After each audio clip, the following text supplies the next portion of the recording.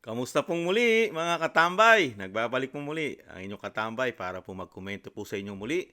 Si Katambay Manong po, dito po sa Tambayang Makabayan, komento po na inyong lingkod.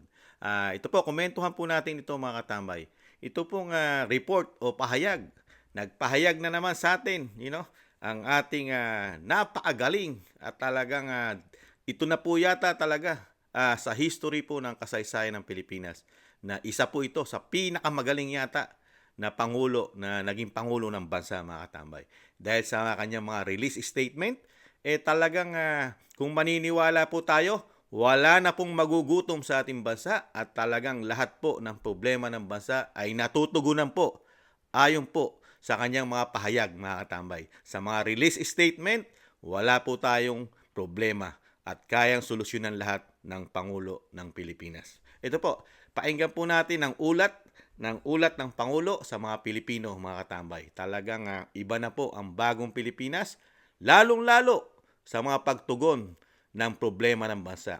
Magkaiba po at magkasalungat po sila ng ating Vice President. Kasi ang Vice President, nakikita niya po ang problema ng bansa, lalo ang kahirapan, kawalan ng trabaho, at syempre po, ang isang damukal na nagtataas ang bilihin sa ating bansa. Pero ang Pangulo, wala po siyang nakikitang ganyan. Pakinggan po natin ang mga achievement po na sinasabi po ng bagong Pilipinas. Tiniyak naman ng Pangulong Ferdinand R. Marcos Jr. ang patuloy na pagsisikap ng pamahalaan para mapabuti ba ang pamumuhay ng mga Pilipino. Sorry. Napatay po, ulitin po natin mga katambay.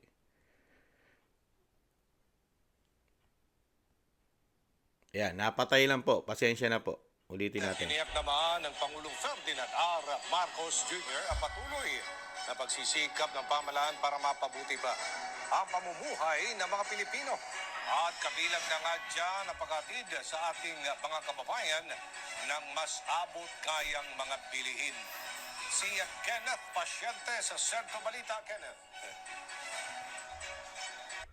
Yes, Aljo, ikinalugod nga ni Pangulong Ferdinand R. Marcos Jr. ang naitalang pagbaba ng inflation ngayong Agosto na bumagsak sa 3.3% mula sa 4.4% noong Hulyo. Giit ng Pangulo na dahil sa pagpapababa ng taripa na ibaba rin ang rice inflation sa 14.7% mula sa dating 20.9%. Gayon din sa meat inflation na bumaba naman sa 4.0%. Dahil dito, Aljo, iginiit ng punong ehekutibo na mas palalawakin pa ng pamahalaan ang Kadiwa ng Pangulo program sa iba't ibang lugar sa bansa para masiguro ang abot kayang bilihin. Masisiguro rin anya ang sapat na supply ng karne ng baboy kasunod ng roll-out ng pagpapakuna kontra ASF na dahilan din para maiwasan ang pagtaas ng presyo ng karne ng baboy. Itinutuloy ng punong ehekutibo ang hakbang ng gobyerno para sa mas mababang halaga ng gasolina. Ito anya ang mga ginagawang hakbang ng administrasyon para maramdaman ng bawat Pilipino ang pagbabago na nakapaloob sa hangaring bagong Pilipinas ng Marcos Jr. Administration. Gayunman, Aljo, tiniyak ng Pangulo na tuloy ang trabaho para matiyak na maipagpapatuloy ang pag-usad at pag-unlad ng bansa para sa komportableng pamumuhay ng bawat Pilipino.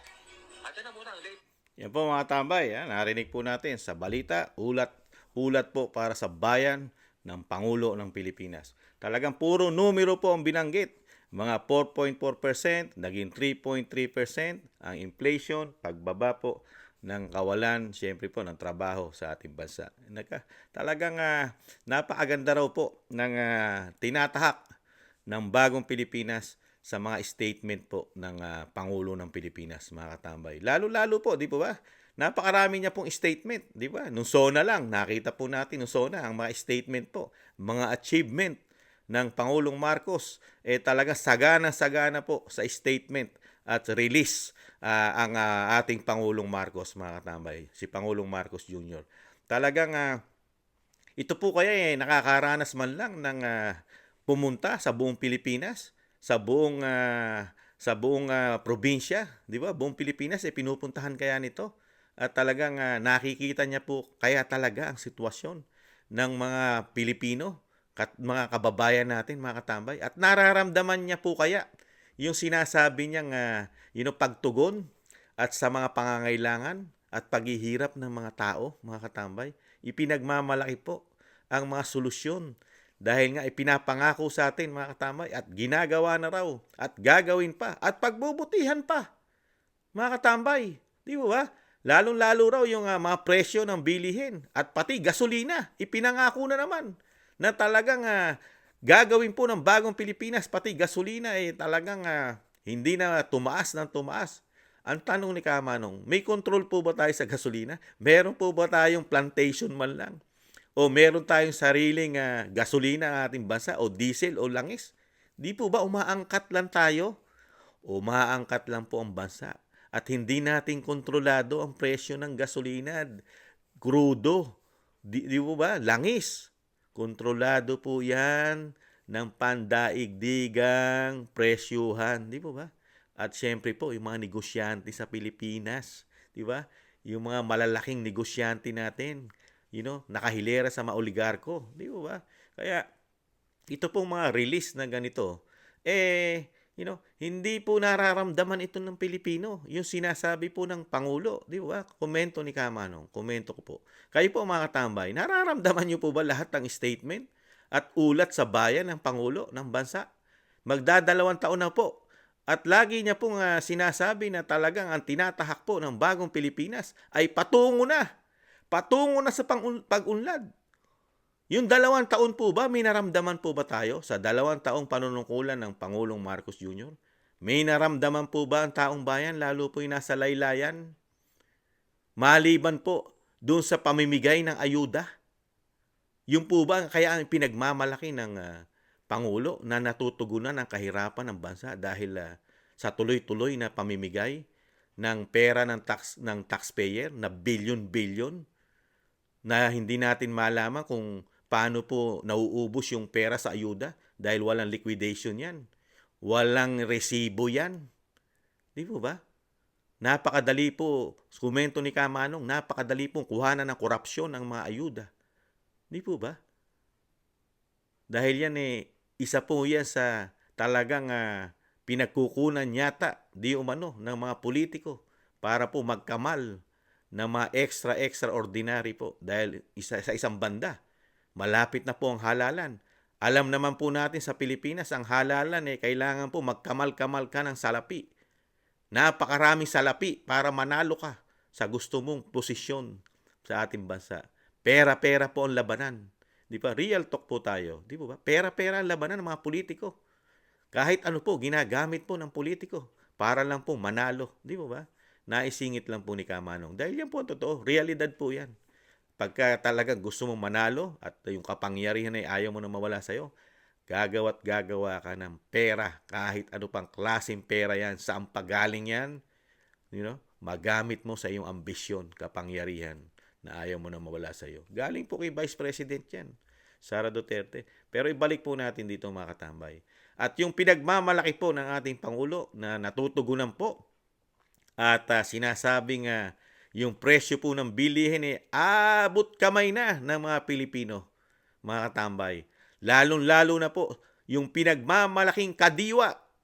Kadiwa na naman mga katambay. At palalawigin pa raw po sa buong bansa ang kadiwa na abot kayang halaga, mga katambay. Ang tanong ni Kamanong, komento ni Kamanong, wala po bang korupsyon ang pondo ng kadiwa?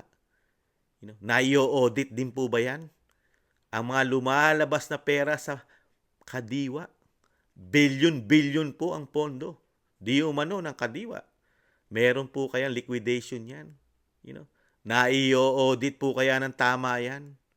Hindi kaya ginagawa rin di umanong gatasan ng pamahalaan ang programang kadiwa katulad ng komento ni Kamanong, katulad ng ayuda? At tayong mga Pilipino, tatanungin ko po kayo ulit, naramdam nyo po ba lahat ng sinabi, ang statement ng Pangulo ng Pilipinas? Ramdam nyo po ba mga katambay?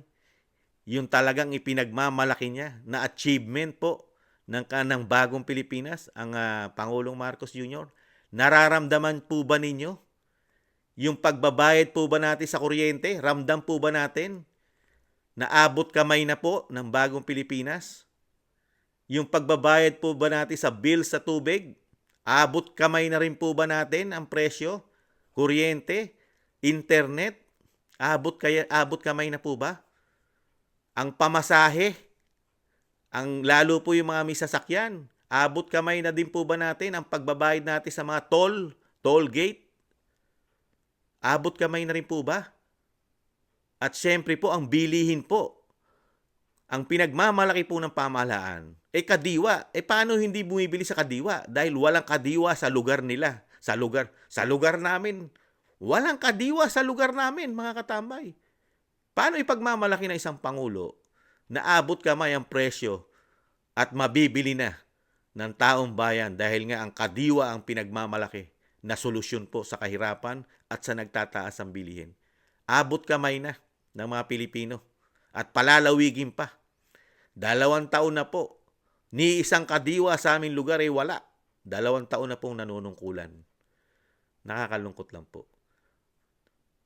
Ang tinutugon ng gobyerno sa atin, ng ating pamahalaan, puro band-aid solution. Sa kabila po ng humahawak sila ng bilyon, trilyon sa loob lang ng 12 buwan. Ito po ang solusyon. Ito po lang ang solusyon na ginagawa po sa loob ng 2 taon. Kadiwa, ayuda, saka yung mga numero, puro numero lang po ang binabanggit, pero walang realidad. Hindi nararamdaman ng mga Pilipino, komento ni Kamanong, yung mga numero na yan.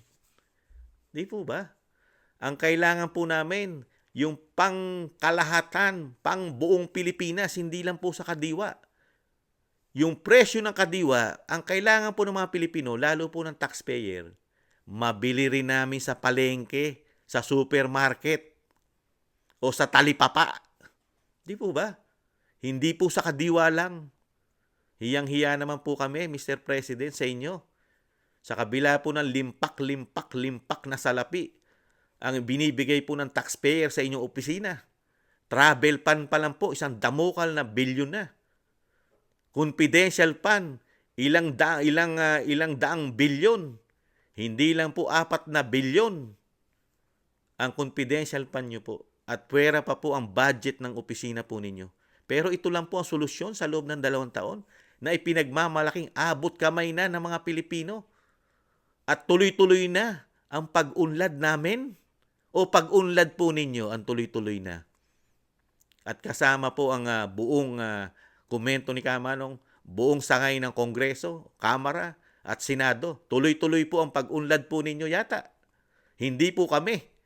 Hindi po ang mga kababayan ko na kapuspalad, mga nagtitiis sa kakarampot na kita. Yung po ba? Baliktarin po kaya natin ang sitwasyon, Mr. President. Kayo po ang bibigyan namin ng 500 plus sweldo araw-araw. O sabihin na natin 600. At saan po kayo magsalita na nararamdaman nyo na po ang sinasabi nyong pagbabago at abot kamay na serbisyo at halaga pang araw-araw namin ginagastos. Di ba? Kasi hindi nyo po nararanasan. Dahil hindi po kayo naghihirap. Meron po kayong gintong kutsara, gintong tinidor, at gintong bowl o yung sinatawag na sa kubeta. Di ba? O arinola. Lahat po ay pwede po maging ginto sa inyo. Pero sa aming mahihirap, madali lang po ninyo sabihin na kami ay gumiginhawa na sa inyong gobyerno. Di ba? Real talk lang po, mga katambay. Ano pa masasabi nyo rito sa mga napakaraming release na napatunayan na natin, lalo sa SONA, yung mga proyekto na tinatangay ng baha, bilyon-bilyon ang gastos, tinangay lang ng baha. Ngayon, nagdudusa po tayo sa baha. Sa kabila ng ginagastosan po ng taxpayer, nakakautang pa tayo ng daang bilyon sa loob lang ng 12 buwan, sa loob lang ng 2 taon. Ilang bilyon po ang naubos po natin. Pero, nahandyan pa rin po ang problema. Parang walang nangyari. Naubos lang po ang tax ng bayan sa walang nangyari. Pero, pag nag-release po ng ganitong statement ng ating Pangulo, kailangan po ba tanggapin natin, mga kababayan? Ramdam po ba natin yung sinasabi ng Pangulo? Na lahat po ng numero na sinasabi niya, at ang pinagmamalaking kadiwa lang po ba? Panalo na tayo? Katanggap-tanggap na po ba sa mga Pilipino ang kadiwa, mga katambay, na wala po bang korupsyon ito? Hindi po ba ito nahanay sa parang 5,500 flood control lang na nawala yung bilyong-bilyong pera, tinangay ng baha? Hindi po kaya kasama ito doon? Komento ni Kamano, ang kadiwa at ang ayuda na pinagkukunan na inaanod yung pera ng taxpayer na napupunta lang po di umano kung kani-kaninong bulsa. Dahil nga malapit na ang halalan. Di po ba? Muli po si Katambay Manong nagtatanong po sa inyo mga katambay. Isa po kayong mga Pilipino at isa rin po kayo nakakaranas ng sinasabi po ng ating Pangulo. Pwede po tayo mag-comment. Ramdaman nyo po.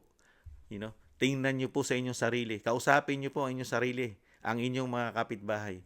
Totoo ba ang sinabi ng Pangulo ng Pilipinas na nararamdaman na natin ang pagbabago ng bagong Pilipinas na patungo na sa pag-unlad? At syempre, meron pong slogan yan. Ayaw ng Pangulo na may Pilipinong magugutom.